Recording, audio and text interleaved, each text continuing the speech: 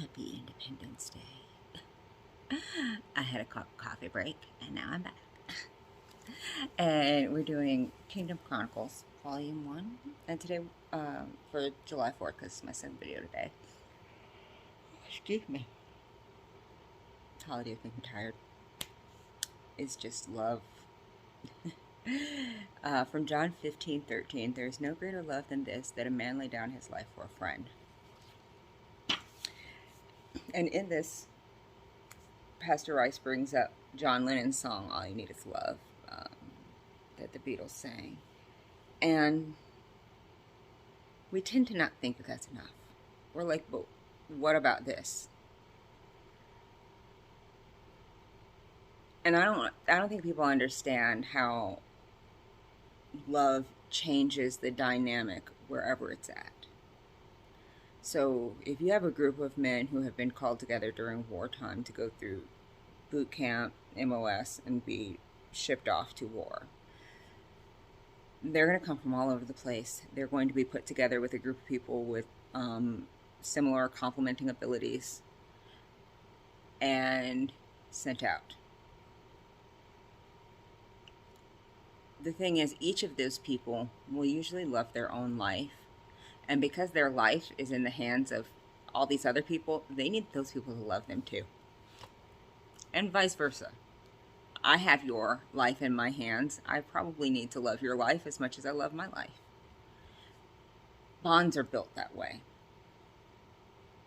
And so you might be like, well, they didn't even meet until the war. Yeah, but they became very fast friends. Okay, and they're the best type of friends because nobody knows what you went through in those trenches when you were together.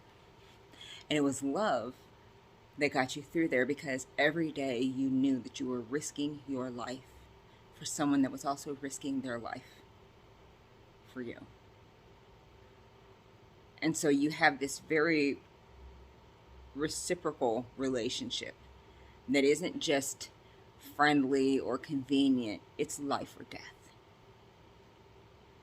And when we look in the real world, not the real world, but like the not war world, you know, the everyday life, you could have somebody who needs a kidney transplant. Well, you can be a living donor for a transplant.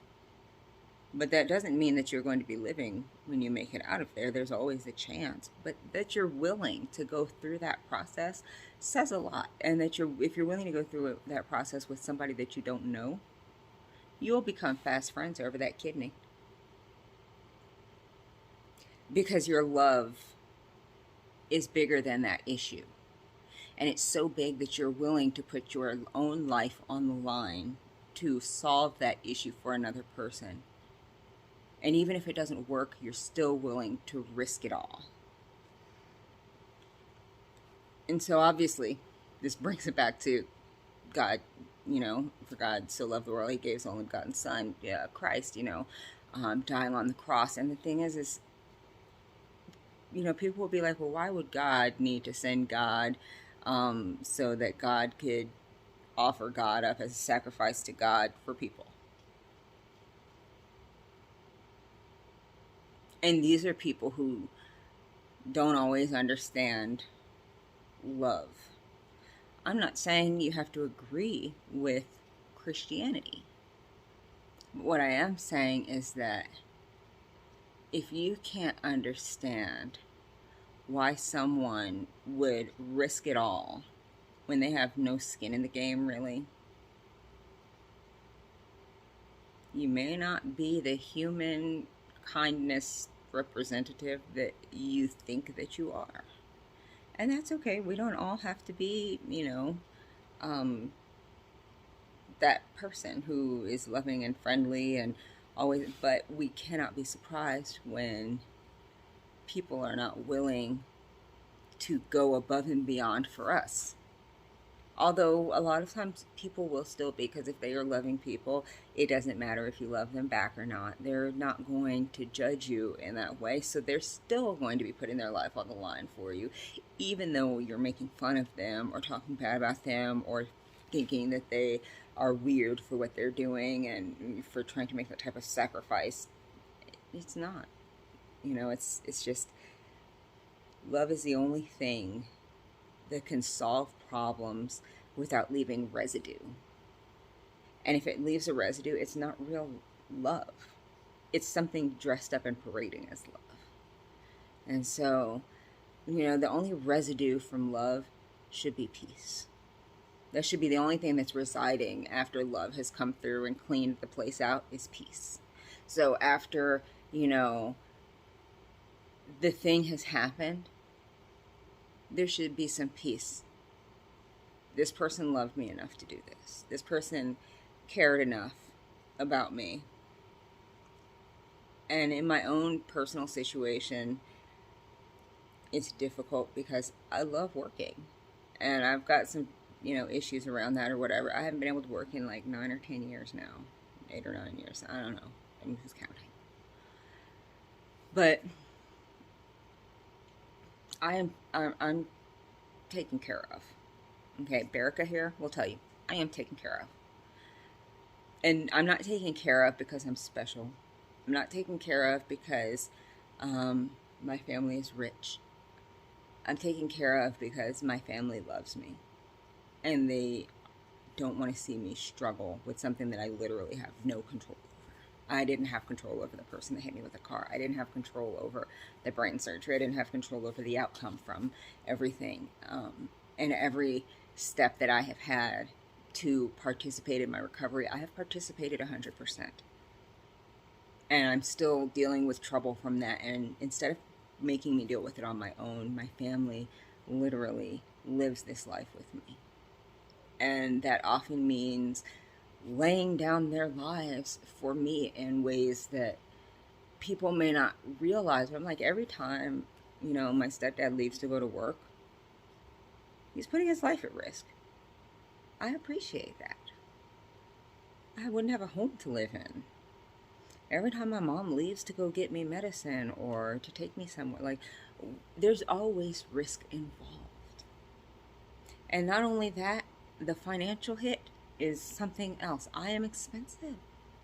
And I'll say it, like, I'm not ashamed of it. I used to all take care of, my expenses with my money, but now I take care of my expenses with everyone else's money, because my family loves me. And I love them, so I don't use it and abuse it.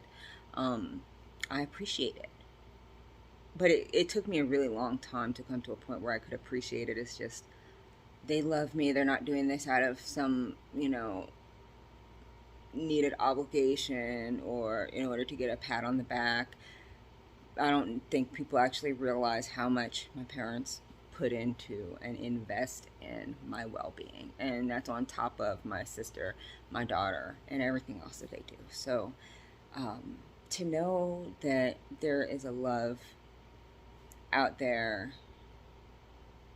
that is willing to go to the very end for you is an amazing feeling. And I think that when we're able to accept that that can happen, we're able to accept that we can also be that person who offers that. Because it's sometimes hard for us to think, well, I can't love this person and I can't love this person. And I'm like, maybe you have love and like confused. Love is all like action based with the thought behind it. It's what love is. So, do you feed your kid because it's the law, or do you feed your kid because you love them? Both of them are feeding your kid, but one of them feeds their body, one of them feeds their spirit and body. One of them feeds negative thoughts to their minds, one of them feeds positive thoughts to their minds. If you're feeding your kids because they're a burden, well, that's not really love. If you give your kids whatever they want so they leave you alone, that's not really love. But if you're taking the time to give your kids what you know that they need because you've paid attention and you're trying to raise a healthy family, that's love, because you're going to sacrifice, you're not going to give them everything you want. So you might have to listen to some screaming. You know, you're taking the time to cook the food or to buy the, like, whatever process it is that you go to in order to get the food from point A to their stomach, point B. You're taking the time to do that. That is the love that's involved. That is the sacrifice that's involved. And it's not always, laying down your physical life existence for somebody. It's laying down any part of your life for somebody for the purpose of love. I mean, because the thing is, you can also die for somebody for other reasons, and that's not always the best thing. However, when we can be honest with ourselves and say, this person loves me enough to do this for me, and I can appreciate that. When we can do that, it'll make it much easier for us to turn around and give all that love inside of us that's bubbling up to somebody else. And it won't be so hard to put ourselves in the same position, because we'll see that someone was willing to put themselves in that position for us, and it had a benefit to our lives. And so, I always tell my family, love has to be bigger than the problems, because the problems will just keep increasing. And so if love isn't multiplying as quickly as the problems, then the math is not mathing, and you have to do some deep searching to find out what's going on. The love is what gets us through every situation here in this house, is that we love one another and we want the best for one another. We love ourselves, but we want the best for our family, because in the end, our family is the one who's going to be there when we're down. So that's my thoughts on this. I definitely believe that, love is what we need. Love is all we need. And so, it's not just the actions, it's the intent behind it.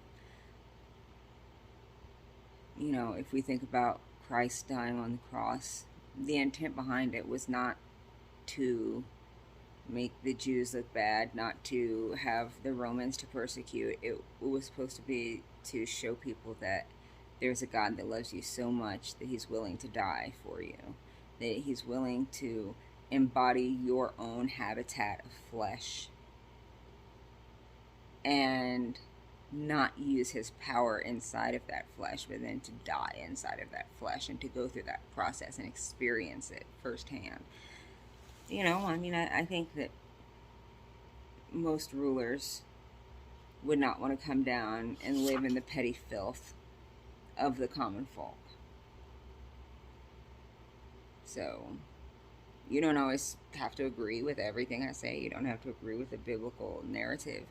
However, just keep it in mind. Love should be bigger than all of the problems. When the problems get bigger than the love, it's not going to work anymore. So, multiply your love.